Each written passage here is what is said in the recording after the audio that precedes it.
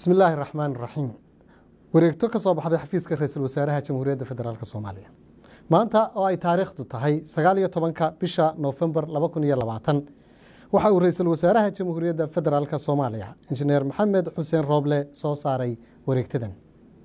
ra'iisul wasaaraha jamhuuriyadda federaalka Soomaaliya waxa uu xilka wasiirka wasaaradda arrimaha dibadda u magacaabay mudane Maxamed Cabdirasaaq Maxamuud Abubakar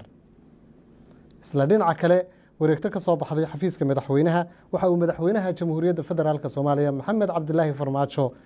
u magacaabay safiir mudane Axmed Ciise Cawad wasiirkii hore ee wasaaradda arrimaha dibadda waa mahadsantiin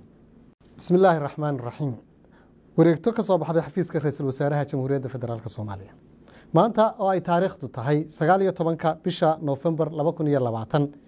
waxa uu ra'iisul wasaaraha jamhuuriyadda federaalka Soomaaliya injineer Maxamed Xuseen Rooble soo saaray wareegtadan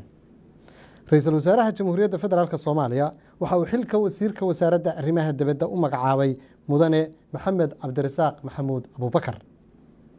isla dhinaca kale wareegto ka soo baxday xafiiska madaxweynaha waxa uu madaxweynaha jamhuuriyadda federaalka Soomaaliya Maxamed Cabdilaahi Farmaajo u magacaabay safiir mudane Axmed Ciise Cawad wasiirkii hore ee wasaaradda arrimaha dibadda waa mahadsantiin bismillaahir rahmaanir rahiim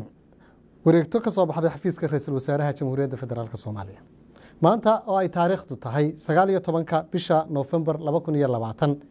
waxa uu ra'iisul wasaaraha jamhuuriyadda federaalka Soomaaliya injineer Maxamed Xuseen Rooble soo saaray wareegtadan ra'iisul wasaaraha jamhuuriyadda federaalka Soomaaliya waxa uu xilka wasiirka wasaaradda arrimaha dibadda u magacaabay mudane Maxamed Cabdirasaaq Maxamuud Abubakar isla dhinaca kale wareegto ka soo baxday xafiiska madaxweynaha waxa uu madaxweynaha jamhuuriyadda federaalka Soomaaliya Maxamed Cabdilaahi Farmaajo u magacaabay safiir mudane Axmed Ciise Cawad wasiirkii hore ee wasaaradda arrimaha dibadda